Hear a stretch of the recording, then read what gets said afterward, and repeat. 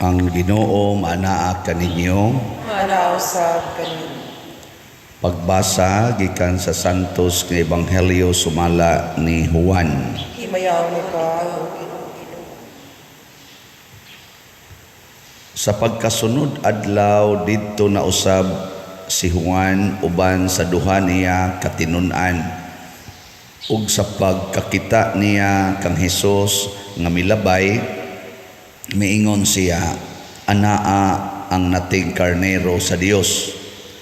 Ang duha katinun-an nakadungog sa pagsulti niya niini ug minunot sila kang Hesus. Milingi si Hesus ug sa pagkakita niya nga nagsunod sila kaniya, gipangutana niya sila, unsabay inyong gipangita? Sila mitubag, Rabay, nga sa ato pa magtutudlo, hain ka man magpuyo. Ngari kamo ug tan-awan ninyo, mitubag siya.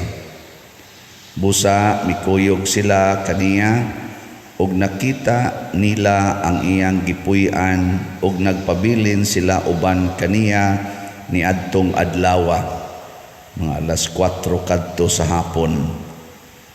Usa niadtong duha nga nakadungog kang Juan ug mikuyog kang Hesus mao si Andres nga igsuon ni Simon Pedro. Gipangita dayon ni Andres ang iyang igsuon nga si Simon ug giingnan, nakaplaga namo ang Mesiyas nga sa ato pa Kristo. Unya gidala niya si Simon ngadto kang Hesus. Si Hesus mitutok kaniya og miingon, ikaw si Simon nga anak ni Juan, apan sukad karon nganlan kanag Cefas, nga sa ato pa Pedro. Ang Ebanghelyo sa Ginoo. Dayon ikaw, O Kristo.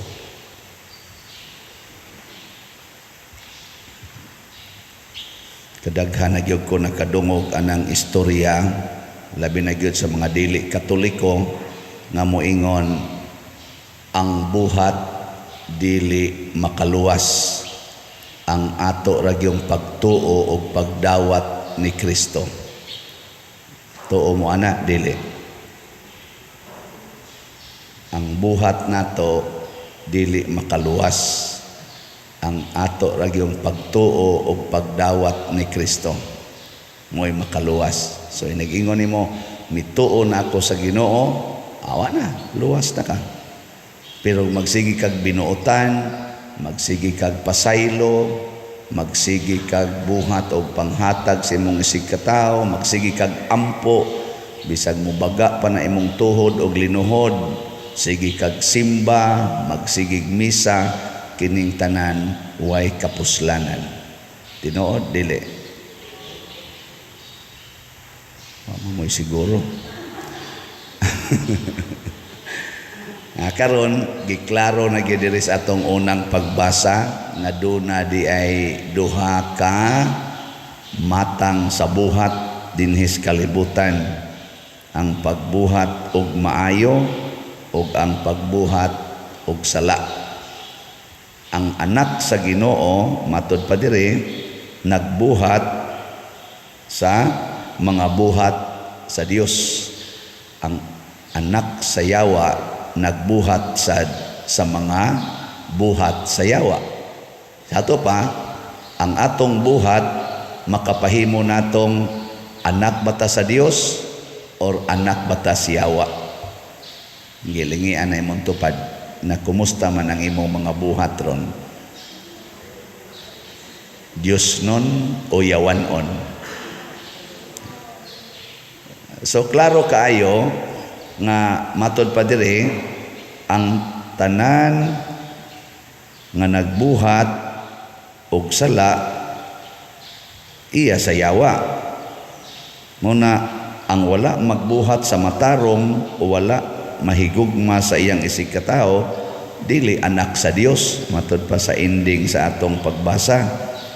So ang buhat, kung ang buhat ra gyud dili makaluwas, Pero karon nahimo na ang buhat nga makaluwas kay requirement man siya aron pag-identify kung kita anak bas Ginoo or anak bas yawa.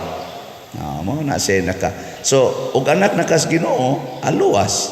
Anak kas yawa, impas. Pananglitan ron, sige kag simba, pero sige sa kag pamalikas, sige sa kag sugal, sige sa kag hubog-hubog, pero musimba ka. Unsa na, anak kas Ginoo o anak kas yawa? Oh, anak sa yawa nga misimba. Nya sige kog misa, sige sa kog pangabit, sige kog pabuntis anang mga babae nga mudol-duol nako, apil pang madre. Unsa man ko, anak ko sa Ginoo o anak ko sa yawa? May nahibaw mo.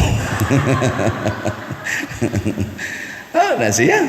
So way kapuslanan kining akong pagpari o pagmisa, basta ang akong buhat para sa akong isig katao dili maayo.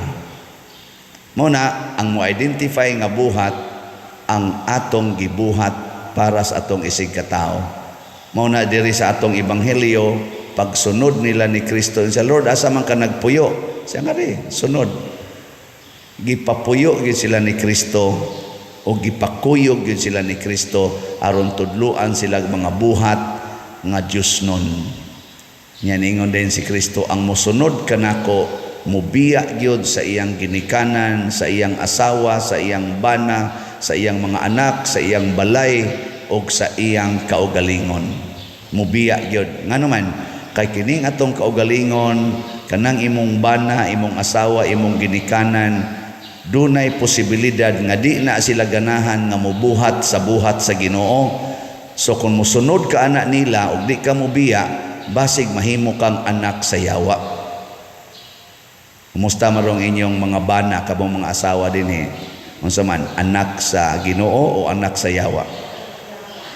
Kung anak sa yawa, biyai. Bitaw. Kamusang mga banang niya din kumusta man inyong asawa? Anak sa Ginoo o anak sa yawa?